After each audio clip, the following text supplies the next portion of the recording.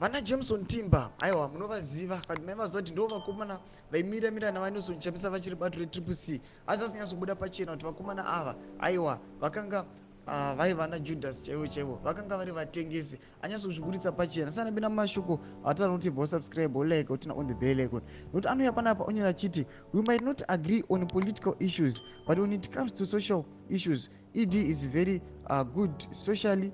I submit that a person of authority must also be sociable and reachable. That is a good campaigning strategy that we in the opposition must practice if we are serious about politics. Ndo mashoko ano yachitaura aya panyaya yaED mnangagwa pakapa $800 kune mudhara anga ane 80 years. Saka vanhu vayani vachimpindura Jameson Timba vachimuti unopinga iwe good pachi ndo kutukwa kwaita nemwe mwana yachimuti shame navatimbawo was among vampires kuna vaNelson Chamisa.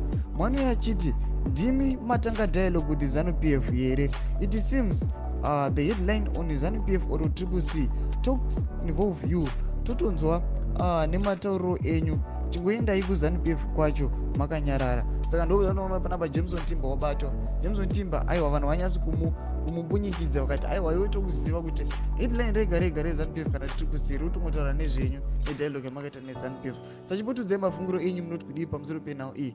Mune comment section medu mutidze mafunguro enyu. Sanga no subscribe, kulike, chinotina on the bell icon.